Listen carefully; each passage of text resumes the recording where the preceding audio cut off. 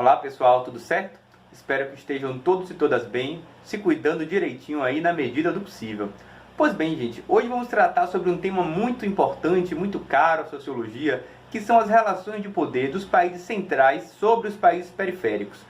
Lembrando que essa discussão está diretamente conectada com outros debates, com outros vídeos que inclusive já estão aqui no canal, discutindo aí sobre o capitalismo, sua origem, seu desenvolvimento, discutindo um pouco aí sobre as particularidades do capitalismo no Brasil e como ele se desenvolve.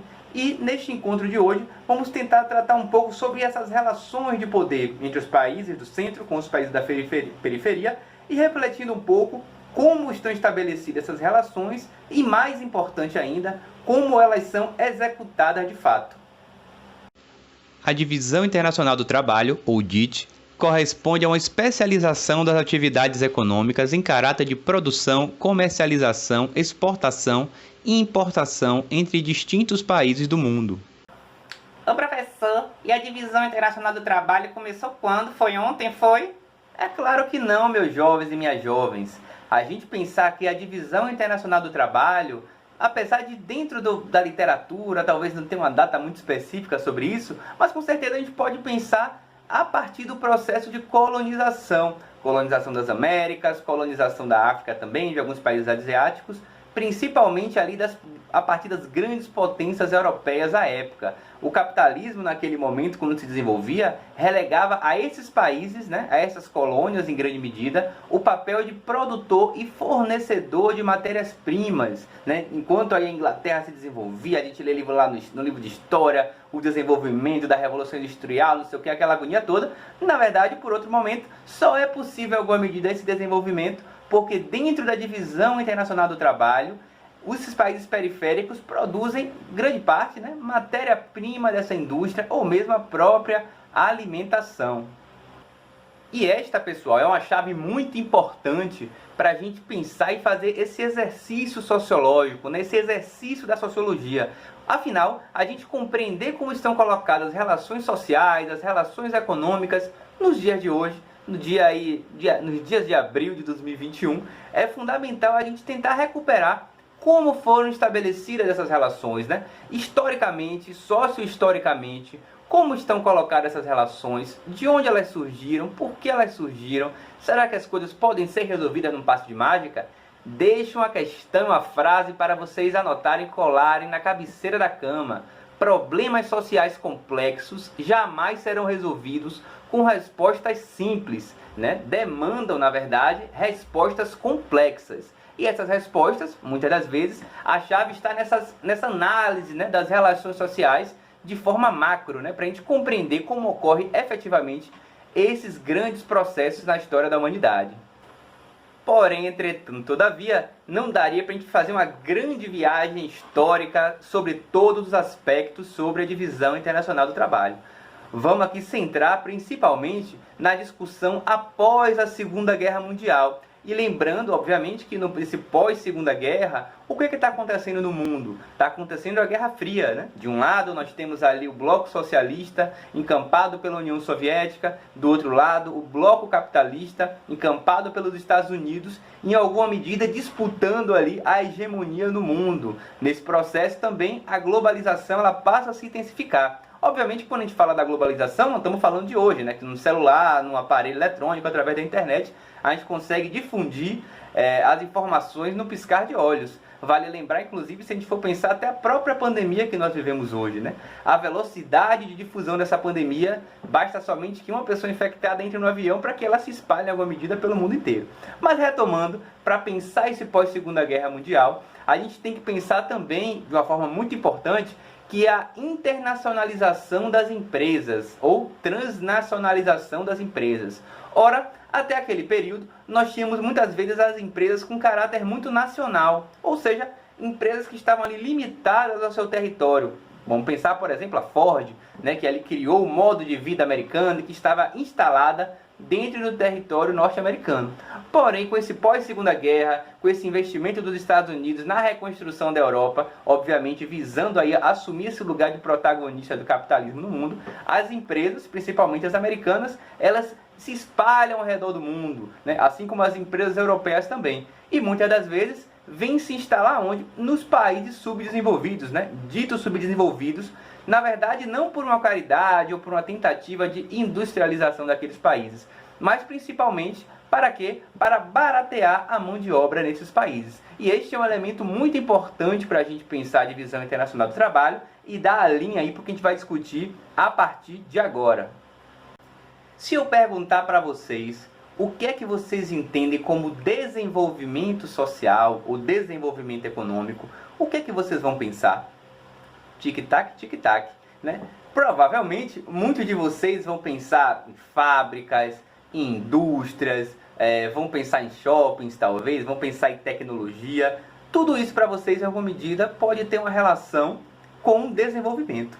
Mas veja que essa ideia que nós temos sobre desenvolvimento, né, essa análise, esse pensamento direto sobre essas questões, eles não surgem do nada, não nascem, como eu já disse, num pé de goiaba, né? Eles nascem a partir de formulações, muitas vezes científicas, né, teóricas, a partir de intelectuais que pensam em refletir sobre isso. E com essa ideia de desenvolvimento não é diferente. As teorias da modernização, né, como se chamava ali no início, para metade do século XX, baseavam-se, pessoal, principalmente na ideia, né, de uma evolução, de um evolucionismo cultural, né, evolucionismo social, né? Então, o que é que pregava a partir dessa discussão? De que países, né, ou de que determinados povos se tornariam desenvolvidos na medida que fossem abrindo mão de determinadas culturas ditas como tradicionais ou atrasadas. Obviamente que nós podemos refletir sobre isso aqui, não é uma questão, né, para a gente agora. Mas o que é importante a gente pensar que grande parte dessas teorias evolucionistas coloca-se, né, uma linha de ascendência, né, uma linha de subida do povo mais tradicional, ou mais rude, ou mais inculto, até aquele povo culto que está lá em cima. E quem é aquele povo culto que está lá em cima? Muito provavelmente são aqueles que produzem esse conhecimento da época, esse conhecimento tido, né, à época enquanto válido, né, que são aí grandes, né, pessoas intelectuais, inclusive, desses países centrais, europeus, muito permeados pelo eurocentrismo, mas não somente por um elemento cultural, gente, mas também por um elemento econômico, né, fortemente influenciados, né, por esse poder econômico, obviamente, né, que para colonizar, né, que para invadir novos países, ou para, inclusive, manter determinados países colonizados ou sob o seu poder, né, é necessário justificar determinadas medidas. E essas medidas, em grande medida, eram justificadas através dessas teorias da modernização, onde esses países estariam levando o desenvolvimento para esses países incultos, para esses países não modernos, que necessitavam desse auxílio. Como já disse outras vezes, pessoal, o século XX ele foi badaladíssimo. E esse tipo de teoria, né, de teoria que pensava esse desenvolvimento a partir desse evolucionismo social, obviamente foi questionado. E aí, pensando bastante a partir de intelectuais latino-americanos e particularmente brasileiros, começou-se a se discutir efetivamente esse debate aí de subdesenvolvimento e desenvolvimento, né? Se de fato mesmo existia esse evolucionismo social, e passou-se a questionar esses conceitos, essas categorias, para pensar e refletir efetivamente por que é e de onde é que vinham esses conceitos. Ou seja, não se trata aqui de uma corrida onde todo mundo sai da mesma linha de partida. Se trata, na verdade, da implementação do capitalismo já dentro dessa divisão. Lembremos que lá no período colonial existiam as metrópoles no centro e existiam as periferias, né? Existiam as colônias espalhadas tanto pela América Latina como também pela África, né? Então, com o desenvolvimento do capitalismo, essa relação entre centro e periferia se aprofunda. De um lado, nós temos ali o centro, muito voltado para a industrialização, para a fabricação da indústria de ponta, tecnologias, etc. E, por outro lado, nós temos a periferia muito voltado para o setor primário, para o setor de exportador de commodities, né? Sem necessariamente passar por um processo de industrialização. E muitas das vezes, quando passa, é através de uma análise, né, seletiva, de uma escolha seletiva de determinados países que vão seguir essa industrialização e esse desenvolvimento. E um outro autor, pessoal, muito importante aí, que refletiu por dentro da CEPAL sobre a situação da América Latina e particularmente sobre o Brasil, é o Celso Furtado. Celso Furtado aí tem um conjunto de elaborações, né, de obras pensando a realidade nacional, mas gostaria de chamar a atenção de uma obra dele chamada Desenvolvimento e Subdesenvolvimento.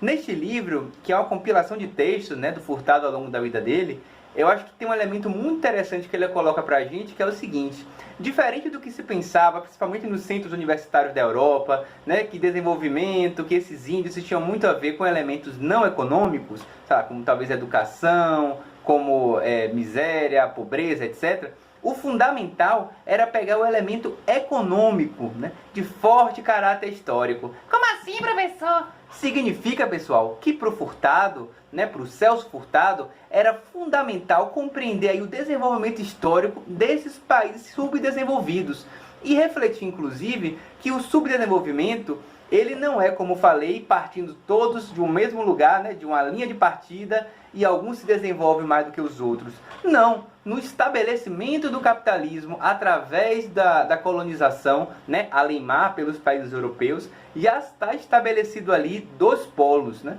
Esse polo que está presente no centro e o polo que é a periferia. Logo, há um caráter aí nitidamente histórico, do qual, para se fazer uma análise social da América Latina e aí particularmente do Brasil, deve-se pensar a partir desses critérios que são históricos, não somente de dados extraeconômicos, para se pensar a caracterização do subdesenvolvimento ou mesmo do desenvolvimento. E para fechar esse bloco, pessoal, vamos passar aí por alguns intelectuais, né, particularmente sobre um, né, mas por alguns que ficaram vinculados a uma formulação conhecida como teoria da dependência, né, como Teotônio dos Santos, André Gunde Frank, Vânia Bambirra e o que vamos tratar aqui, que é o Rui Mauro Marini. Ah, professor, preciso saber de todo mundo, que todo mundo fala, todo mundo acha. Em alguma medida, não, né? Mas o que é fundamental, pessoal, é a gente refletir que por mais que hoje, né, nós tenhamos esse afã, essa vontade de discutir um conjunto de questões muito importantes de ordem social, sobre o Brasil hoje, né? Porque o Brasil está desse jeito, porque o Brasil vai para lá, porque o Brasil vai para cá. O que é fundamental aqui é a gente refletir que antes de nós, né, já vieram um conjunto de intelectuais, né, de pensadoras, de pensadores, que refletiram, inclusive, sobre um conjunto de questões que para a gente hoje é fundamental e é importante. E aí resgatar esses intelectuais, esses pensadores, não é, obviamente, para que todo mundo saia daqui sabendo o que cada um deles falou ou cada uma delas falaram, mas obviamente já é o start para vocês buscarem, né, tentarem pesquisar em livros, internet, site, Instagram, que seja, né, parte da produção desses intelectuais. Pois bem, pensar aí o que é a teoria da dependência é pensar nas palavras de Marini o seguinte, pessoal: entendida como uma relação de subordinação entre nações formalmente independentes, em cujo marco as relações de produção das nações subordinadas são modificadas ou recriadas para assegurar a reprodução ampliada da dependência. A consequência da dependência não pode ser, portanto, nada mais do que maior dependência, e a sua superação supõe, necessariamente, a supressão das relações de produção nela envolvidas. Rui Mauro Marini. Professor, você está falando inglês, é? Não estou falando inglês, pessoal. Mas, como já disse, é muito importante a gente refletir aí sobre essa produção desses intelectuais, são importantes para pensar a realidade brasileira. E no caso de Marini, ele tem uma particularidade dentro da sua teoria da dependência, que é pensar essa relação também, né, novamente, dentro desses teóricos, de centro e periferia. Ora, o que isso quer dizer, gente? Nas formulações do Rui Mauro Marini, envolve basicamente o seguinte: só foi possível aos países desenvolvidos serem titulados enquanto tal porque dentro da divisão internacional do trabalho, dentro do modo de produção capitalista, eles já partem deste lugar. Ou seja, explorando, em grande medida, os países subdesenvolvidos, que aí estão voltados prioritariamente para o setor primário, né, para produtos agrícolas não industrializados, e quando ocorre a industrialização, sempre é com base naquela industrialização que ocorreu dentro dos países desenvolvidos. Como assim, professor? Com o envio, pessoal, dessas tecnologias que ainda relativamente são atrasadas, né? Então, aos países desenvolvidos cabem as tecnologias de ponta, ao desenvolvimento das tecnologias, ao aprofundamento do ensino superior e da ciência, enquanto aos países subdesenvolvidos, a partir dessa concepção, cabe somente, basicamente, o setor exportador agrícola de bens primários ou subindustrializados. E aqui, pessoal, chegando já ao final do vídeo de hoje, cabe a gente pensar as principais formas de controle dos países desenvolvidos sobre os países subdesenvolvidos. Acho que talvez a principal delas, aí também seguindo um pouco a corrente da teoria da dependência, o que discutia lá o pessoal da CEPAL com o Celso Furtado, e de caráter bem econômico, né, é o Fundo Monetário Internacional e, consequentemente, né, também o Banco Mundial, que está vinculado ao FMI, o Fundo Monetário Internacional também, né? E como é que isso acontece? Como é que isso influencia na nossa vida? Como é que isso influencia nas desigualdades sociais dos países subdesenvolvidos? Né? Influencia de que modo? Influencia que o FMI, ao tratar sobre acordos econômicos, principalmente aí no que envolve empréstimos, né, de dinheiro para esses países subdesenvolvidos, vincula esses empréstimos, muitas das vezes, a determinadas condições. E que condições são essas? Limitação em investimento em gastos sociais, né? Limita, né, e condiciona também esses empréstimos a partir da necessidade da reforma do Estado, né? E como é que isso interfere em nossa vida? Repito novamente, a título de exemplo, nós podemos pensar que se o investimento em saúde e educação deve ser limitado a partir de uma prerrogativa do FMI, está dizendo que determinados estados, como o Brasil, por exemplo, só pode investir um determinado tanto em educação. E isso influencia diretamente o desenvolvimento do país, né? Quando o país não investe em ciência, não investe em nível superior, ele vai tender, obviamente, a manter o padrão econômico dentro do seu território. Que se a gente for pensar o Brasil, né, e com essa grande propaganda que se faz, por exemplo, do agronegócio. O agronegócio talvez aí seja um elemento muito importante para a gente pensar da necessidade, né, que o FMI coloca e impõe dos países subdesenvolvidos, e aí particularmente o Brasil, seguir com um modelo não industrializado propriamente, né? Um modelo baseado nas commodities ou bens primários, né? No caso do Brasil, a soja, a pecuária, enfim. Né? E isso limita, obviamente, e diretamente o desenvolvimento industrial daquele país, né? A produção de riqueza e, consequentemente, a distribuição de riqueza entre os indivíduos, né? Cidadãos daquele determinado país. Isso é fundamental para a gente refletir de como, né, esses órgãos de controle, eles influenciam diretamente em nossas vidas. Porque aí, independente muitas vezes da benesse ou da benevolência, talvez, de determinado governo, né, de pressão a partir dos movimentos sociais naquele governo, para que se invista mais em gastos sociais, como saúde e educação, estará extremamente limitado na medida em que está vinculado a esse Fundo Monetário Internacional e as condições por eles impostas para fornecer determinados subsídios para aquele país. Então, por hoje é isso, pessoal. Alguma dúvida, algum comentário, alguma sugestão? Coloca aí nos comentários que assim que possível eu respondo. Se ainda não se inscreveu no canal, se inscreve, ativa o sininho e vamos, Nelson!